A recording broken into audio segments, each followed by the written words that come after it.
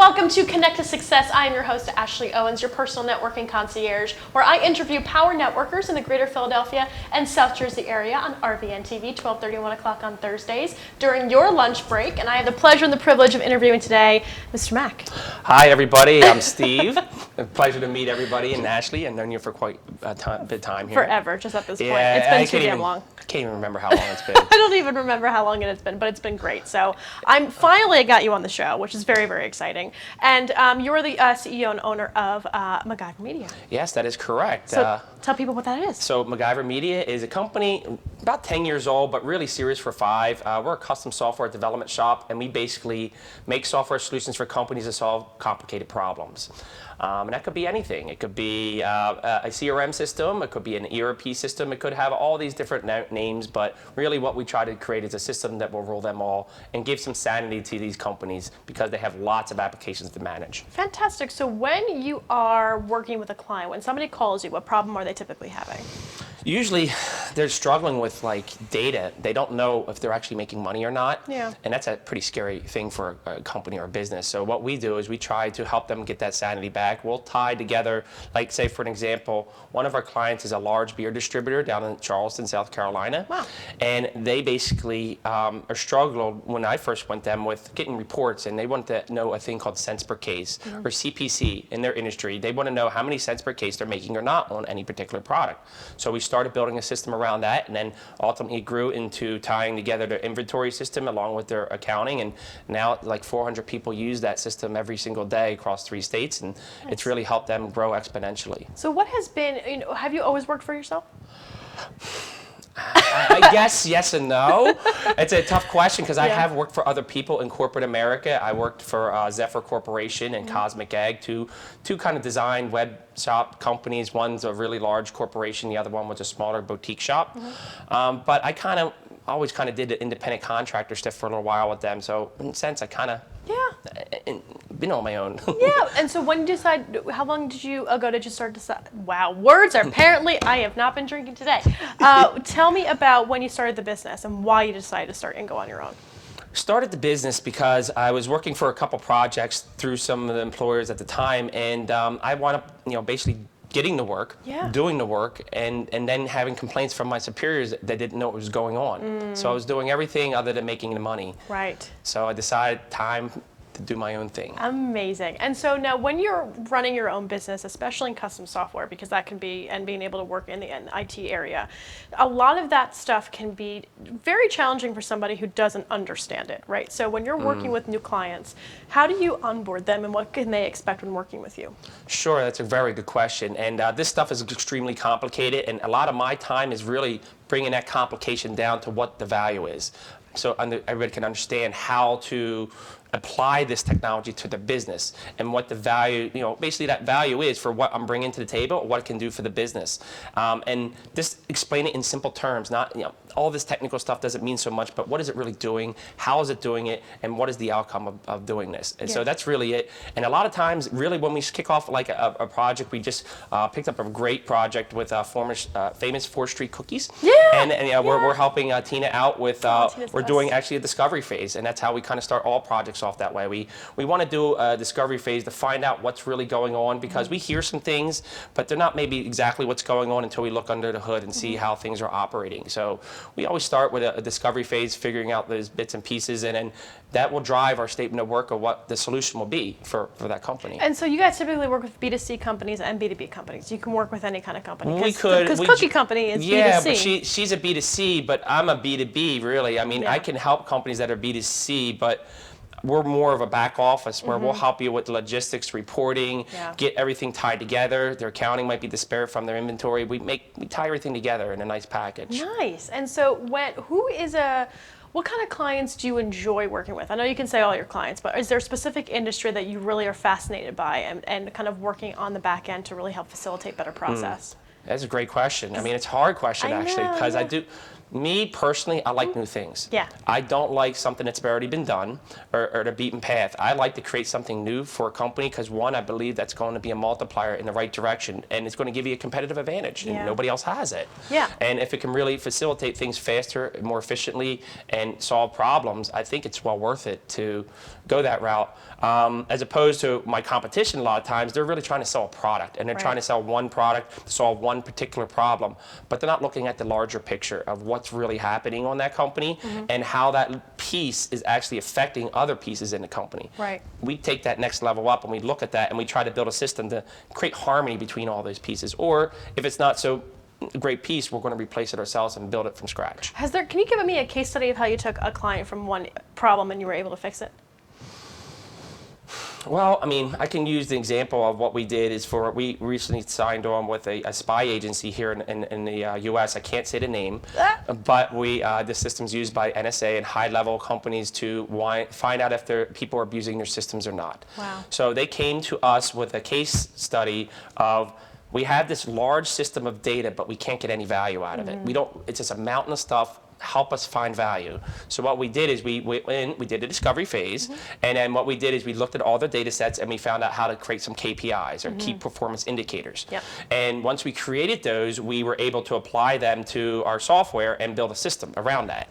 And once we built that system around them, it literally saved them hundreds of man hours all the time by showing them what they should be looking for instead of them having to figure that out. Right. So it has a lot of value. They really love it. We finished the project a few months ago, and they just signed on for a year agreement very, very nice afterwards for additional stuff and enhancements. So it's a fantastic success story. Wow. And so when you are working again with your clients, they can obviously expect professionalism, a discovery phase, and really taking the data and seeing it more basically breaking it out into buckets so they can actually see how the data kind of corresponds with each other. What has been what has been your biggest challenge in that space? Because, I mean, your brain works very different than mine, and I can only imagine that your brain works at such a fast pace that you're able to see plan A, B, C, and D. And in those instances when you've got this big complex problem, how do you start that discovery phase? Like, how do you go into it, and how do you break it down in a way that would be beneficial to the client? Sure, that's a great question. First, that discovery phase is at least a few meetings with the client, hands-on, going through their stuff, showing us how they use their systems. Because it's one thing for somebody to give me a login for their system. It's a different thing for them to show me how they're using their system. Got it. And when they show me how they use their systems, they might be missing things that are useful or maybe not doing things efficiently. We try to pay attention to them. We really want to give them the fastest track to what they're looking for. My ultimate thing is a straight line. A straight line gets you what you're looking from A to B, but sometimes that's not always possible. Yeah. Wow. So that's how I kind of think that way. I'm a very logical, it's like, to me, when I'm kind of building out an application, I'm actually in the moment talking with the people, and then in my head, I'm like Lego blocks, thinking about how these can put together, and I can, in real time, almost tell them, hey, you know what, let's try this. This might be a good idea. Almost kind of, it's kind of brainstorming in real time, because I'm also an engineer too. I'm not just a salesperson or a person who owns a company. I'm a pretty senior engineer, and I've done most of that kind of stuff my career. I've done a lot of rapid prototyping and R&D work. Wow. So, and so with the rapid prototyping, what has been the coolest prototype that you've worked on?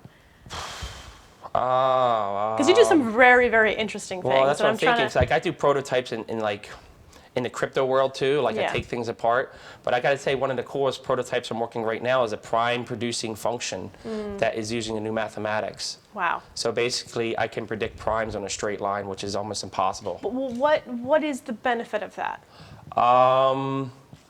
Prime numbers have a serious implication to a lot of things in our world, especially to do with security and this computer systems in general. Wow. So this will be able to identify what? What this will do, if this is applied correctly, this is just a proof of concept and a prototype. Yeah. But what it does, it basically removes a lot of the computational effort needed to produce things mathematically. Interesting. Okay. Like anything to do with the pi-based system, sine and cosine, this can replace that, and it's orders of magnitude faster. And so how would somebody implement this prototype? I know these are very difficult. These are extremely difficult questions. So implementing that right now, it's still a proof of concept, and what we're doing is we're trying to find some use cases for how this can be applied to solve problems already in the real world. Well, thank you very much for making it as simple as possible, because my trash brain I was can't handle trying. it. I know, you did so great. Thank you. This is it's honestly, it's an amazing. It's a new type of mathematics that's even some of the most brilliant people that do mathematics will struggle with. Yeah. Wow. So it's like literally dealing with quantum mathematics. Wow. So what fascinates you, because your brain works at such a different pace? What fascinates you in business the most? When I started, I thought it was just about making money. Yeah. It's not that at all. I actually love helping people. I love solving problems, and I love creating things. Yeah. So they're my kind of things that I really love to enjoy. So the money comes with that. Yeah. So I think I'm kind of in a really unique spot, in a unique industry, and I have unique talents that I think we can bring some really good to the world with what we're doing. I love it. And so when you're in that process of building those Lego blocks and putting everything together, what has been, let me go back. Have you ever not been able to take on a project? And by saying not been able to, meaning that it just wasn't a good fit. I've had to sue customers. Oh, really? And I've learned my lesson to be more choosy on the customers you choose, because not every business is meant for everybody. Right, right. And so when you are choosing your customers, who is a good qualifying customer for you? One, I like customers coming from referrals. I believe referrals are the best form of flattery that somebody can give you, the highest form of anything in that regard. And when you have that, that's a relationship. And that relationship will speak volumes for one of the quality of work that you can give to that person, and also the relationship you have and how you live by integrity and do your business. Right. So I'm looking for people that have high integrity, that say and do what they're going to do, and just kind of not trying to be a crappy person. Yeah, yeah. And during COVID, I know, because you and I are on a couple of networking groups together. You're busy. Oh, You're busy. busy is an understatement. So what has been like, what showed up the biggest influx? Why are you so busy, you think? One, like I said, I had to sue a customer. Yeah. And in that time, as suing a customer, I had to reinvent myself. One, to find new customers. Also, find out the type of person I am and the type of business that I want. And then went after it. And I didn't go after it myself. And what I did is I built myself a network to go after it. And I was able to build quality, trusted people that I know and trust and like working with and enjoy working with. Yeah. And now it's fun. Yeah. I really enjoy what's happening now. It was not so fun going through the lawsuit thing, but is in some senses, I think I had to go through it as a Padawan business owner, as I still consider myself, because I'm an engineer first. Running a business is learned skills, and these don't come easy, as most people who have engineering backgrounds aren't usually good at this. Right. So I had to really work hard and push myself out of my comfort zone. But now I look back, I kind of enjoy this, and it was hard, but now it's like, I think I'm meant for this. Right. I feel like I'm comfortable. I feel like this is who I am, and this is what I should be doing. And the kinds of projects that you're working on now, is anything in cybersecurity? Because I know from a couple of our friends that that is getting shot up exponentially because everyone's working from home. So absolutely right. So what's happening in the cybersecurity world, because I do deal with people in that, what's happening now is everybody's building the infrastructure right now for all the home offices, because everybody has to work from home. But they're just starting now. I think there's going to be a huge influx for software, because it was going to be the infrastructure first. Make sure the network's secure, make sure nobody's going to hack you. Now it's going to be like, okay, so now I need reports. I need to see how the company's doing better.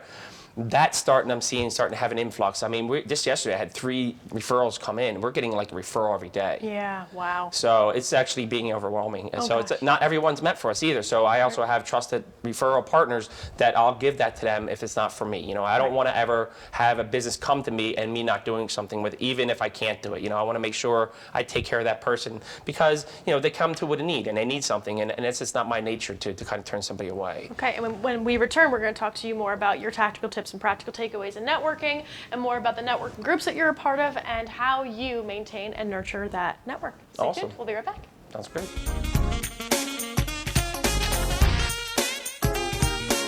Whether you're a gourmet cook or just want to eat like one, visit Rostelli Market Fresh, your home for the freshest, locally sourced ingredients to please everyone who loves great food. Our organic meats, quality seafood, and free-range poultry are cut fresh to order. Chefs create culinary-inspired prep foods made fresh every day, which pair nicely with our vast selection of fine wines and spirits. Choose from handmade pastas, artisan cheeses, organic produce, and grocery items, all from the finest purveyors. Rostelli Market Fresh, from our family to yours.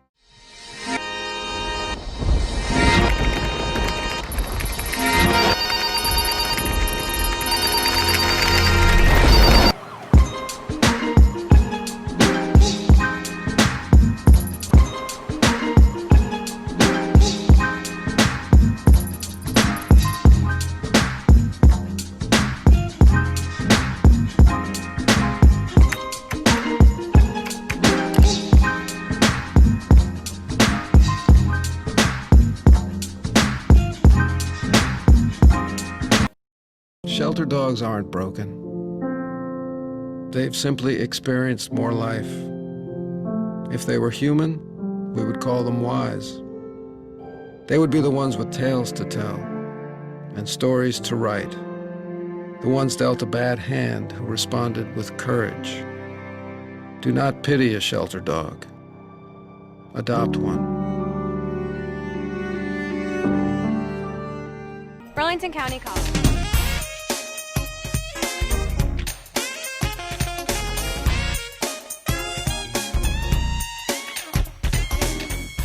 Hi everybody, welcome back to Connected Success with your host, me, Ashley Owens, your personal networking concierge. I'm here with Steve, Mr. Mac, just Mr. Mac. Yeah, I love Mr. Mac, that's cool. That's easy to remember. I love it. But one of the things I love about you, especially because you and I are part of a couple different networking groups, is that, and during the break we were talking about how much of a giver you are in that space.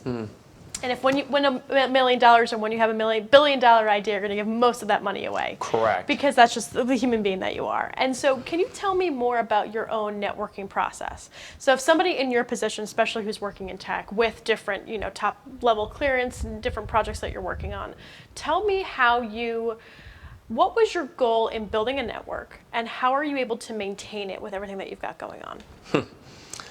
Building was difficult at first. So what I was looking for, I probably about 1,000 people in the last year in person or when we can do it in Zooms and stuff.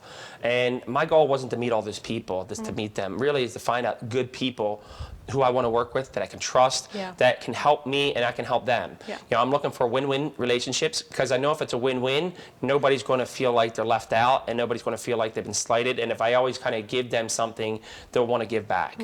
So I kind of looking for those types of people. So what I've been able to do is find those types of people and enough of them to help sustain what we're doing here. And my business isn't just locally either. I have international clients all over the U.S. too. And it's a little harder when you have a bigger net to cast. Right. So, but it's finally starting to pay dividends. So what's happened is I used to do all this work to go out and get all these introductions. I don't do anything now. It's the gates turn the other way around, and everything just comes in. Where my calendar, on average, I'm doing 7 to 8 Zooms a day. It's actually overwhelming. And I have to find some sanity in that because 150 Zooms in a month is really It's a bit out of much. control. And I do an occasional two of these kind of things a month, just to sprinkle it in. Just to get out of the house and not be in your PJs. Just to keep me sharp.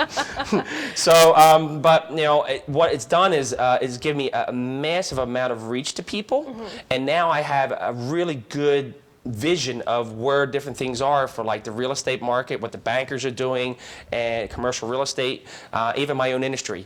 And I'm also connected to a lot of the leaders in the area, and that is very effective for me to get my ideas out, to build partnerships, anything really I want to do for myself, and more importantly for others that I run into, because I'm a really big connector, and it's not about me, it's about the people that I meet and how I can help them with the people I've already met. And building a big network also, like to your point, you're able to understand what the bankers are doing, what the real estate market's doing, and understanding different variations of different businesses, so that way you can cultively kind of intercept yourself into that space as well. Right. I think it's really interesting how, you're actually the first guest that has mentioned that, like you're learning, because you're just a natural learner, you're learning about the different industries intimately, which makes you more well-rounded, which makes you a better connector, because you're able to say, oh, this kind of industry really works well with this industry, which makes that introduction just like off the top of your head you're able to make. I found that to be fascinating. networking. So with the amount of networking that you do, the amount of connections that you make, you had mentioned getting overwhelmed. I think that a lot of people have that problem, myself included. You get overwhelmed with the amount of give that you're giving. Right. But also to your point, what you did for the first 6 months or for the first year is that all you did was go to events and try to make introductions, and now you're sitting back and having that kind of come in. Right. So that's also signifying that networking is a marathon and not a sprint. It absolutely is. Yeah, and it works and it builds up this community and this collaboration opportunity that makes it so much more fruitful. But you have to be patient, and there's going to be different people that you chat with. There's going to be different people that come in and out of that 150 people that you need in your space. Right. But I find that to be, you just kind of proved a fantastic point that it's a marketing opportunity, not a sales activity, and it grows as you nurture it. Sure. So with your Zoom calls, though, I would love to suggest just taking 15 minutes for each new person, and then a Zoom call with somebody that you already know, just because that's how I do it, because I would get burned out with the same amount of time. Right. I'm feeling that for sure. Yeah, and plus you're working on these high-profile positions too in these projects. Oh yeah, there's only so many hours in a day. I mean, I'm working through the weekends. There's no doubt about it. But I'm trying to work myself out of a job. Got it. Got it. That's the point. I'm not trying to just do this because I want to do all this, because this is a little bit insane. So we're making it not so insane. I love that. So another thing I wanted to bring a point up, which is like what really kind of helped me a lot as I'm going through these things, is I ask a lot of questions. Because when you're meeting with somebody, do not sell. Selling is the last thing you want to do. You want to ask questions. It's about them, not you. You want to basically, what do you want? What are you looking for? What are your referral partners? That is key to me, because I can find a job for somebody randomly that can show up. But finding that referral partner that's going to give you those jobs over and over again, I think is really key. And that's what I look for. And one of the first questions I ask anybody is, what are your referral partners? So I know, what are you looking for? And if they haven't identified it, help them start identifying them, because that is going to be really key for your business, for Very any business. much so. Yeah, and I think a lot of people forget to ask that during it, because Yeah, you're not do. there to sell for that person. You're there to help them find the people that can also share clients with. Correct. So, and some people forget, especially networking, they think it's a sales activity where they're kind of like, oh, well, I know you're looking for this person to sell to, but that's not the kind of network that you have. You've got people that will get you to the people that you need. I love that. So what, in someone who's in your position, or maybe someone who is looking to start a business, what advice would you give them, especially in technology, on how to network, where to find the right, let's say, Zoom events to go to? How would you suggest building up that network, besides not selling, but like logistically, what would you suggest for them to have good habits on first? First, find interesting groups and do some Google searches of like meetups and kind of people that have interest in your areas, if you can find them. And meetups are fairly easy to find, and there's a lot of them out there, and it could easily get you in the mix of some people. And then start looking for like the events that are in your area that are well-known networking events. The chambers are also a good start for most people. Just generally getting out there and talking to a lot of people and being comfortable with that is really the most important thing. And trust me personally, I'm an engineer. I was really uncomfortable with all this. I had to work really hard at it, and most people might have to, and maybe it comes easier for some, but keep working at it. And there's going to be a time, like, I'll give you an example. When I joined this organization called BNI as well, Business Networking International, very large, huge organization for business networking throughout the world. And I happened to join one of the largest chapters in the tri-state area, Mainline 1, 70 active business owners. Here I am, this young computer guy going into this room of 70 business owners and can't public speak. Yeah. Wow. And I had to, basically what I did is I got a couple people I could pull aside and say, hey, listen, I'm struggling with this, could you help me? And I asked her help, and that's the biggest thing I'm going to say too, is got to ask for help. Most people are afraid to ask for that help, and if I didn't ask for that help, I probably wouldn't be here right now. Yeah, and that it changed my business and my way of doing business fundamentally. Wow. And do you think most business owners don't ask for help? Yes, I don't think they do. I think they have pride too much. And I think they're scared that people will see the underbelly of what they're doing and not think it's good enough. Wow. That's what I believe. I as a would business agree. owner. Yeah. And most business owners, myself included, kind of, you're a little protective. It's your baby. It's something you don't want other people knowing that there's a problem. Yeah. Gosh. These are things that I don't know. I just picked up on that. I think they're useful tidbits of information. Very much so. And I love the fact that you, first of all, I think you're fearless in a way. I think you're fearless. That is correct. Like, I am. you just I kind of don't run care. through it. Yeah. I don't care. That's my probably biggest strength is I'll lead the charge. Don't matter what. I'll be the first person in line. Don't care. Yeah. Ah, gosh, that's great. And I love that. But I think that there's a little bit, especially with business owners, learning how to network because they understand their business. Right. They understand that, but they don't necessarily know, maybe they don't have the sales training or they don't have the prospecting information or they don't have, like the confidence to go up and talk about what they do or just Right. their foundation. They know they want to build something, but there's more to it than just building the thing. Oh, yeah. So I find that to be an authentic networker, you have to have a little bit of fearlessness, or at least not take everything so personally. Right. Yeah. That was a hard thing at first. One of the good examples, because I knew you were in this networking group, is the Philly Man, Jersey Man Yeah, groups. those They're guys, excellent. yeah. The Legacy Club. Yeah, yeah. I'm actually wearing a little lapel pin. Hey guys. Yeah, hey guys. Yep.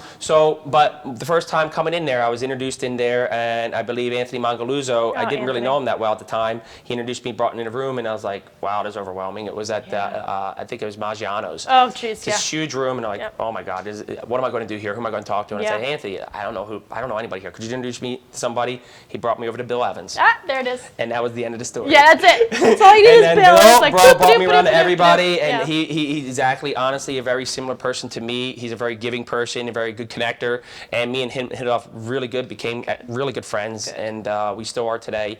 And he's helped me kind of get out of my cage there and help me feel comfortable enough to start talking to people. And now I don't care who you are or what room you're in. I'll go up to you and say something.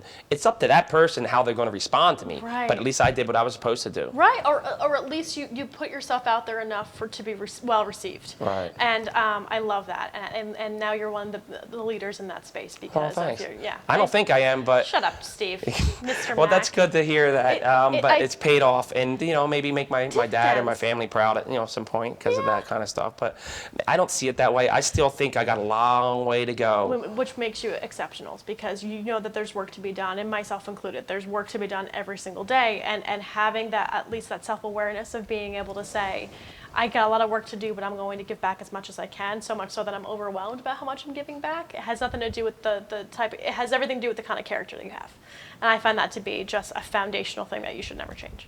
I don't think I can. It's who I am. Yeah, it's in your DNA. So- Well, do me a favor, look into that camera and tell people how they can find you. So you can find me, go to www.MacGuyverMedia.com, and actually we're going to be changing and do a little rebrand, a little sneak here at MacGyverTech.com as well. We're going to be doing a rebrand because we're not really a media company. Yeah. We're actually a tech company. So that's coming very soon. You guys will see it, but right now we're flying under MacGyver Media, and I'm the CEO, Stephen McKeon, also known as Mac. Awesome. Thank you so much for being here, man. Thank you. Awesome. All right, thank you everybody for watching Connect to Success with me, Ashley Owens. I am your host and personal networking concierge, and we talk to amazing people just like Mac on the show about their tactical tips and practical takeaways in networking. And if you'd like to be on a show, please email ashley@ashleysis.com. Love to have come on over and chat and maybe speak a few words because apparently those are hard for me today. Please, everybody, make sure you follow, fan, and like Ashley Assist on all social media platforms, and we will see you next week. Thanks so much. See ya.